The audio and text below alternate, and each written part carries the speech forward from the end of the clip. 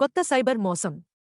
ఒక వ్యక్తి మీకు ఫోన్ చేసి బాంద్రా పోలీస్ స్టేషన్ నుండి సబ్ ఇన్స్పెక్టర్ ఆఫ్ పోలీస్గా తనను తాను గుర్తించుకుంటాడు మరియు మీపై మనీ లాండరింగ్ కేసు నమోదైందని చెబుతాడు. ఆ తర్వాత మొబైల్ నెంబర్ ఇచ్చి సిబిఐ అధికారికి ఫోన్ చేయమని అడుగుతాడు.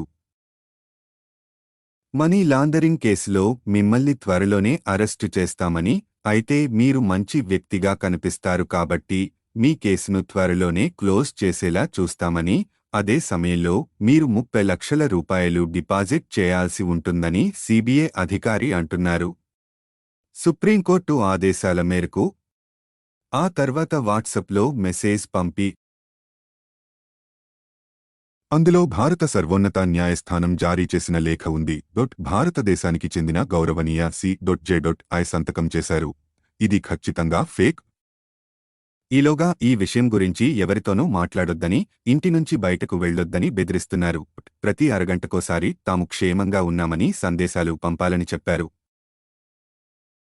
ఆ తర్వాత తాను ఇచ్చిన బ్యాంకు ఖాతాలో జమ చేయమని చెబుతాడు.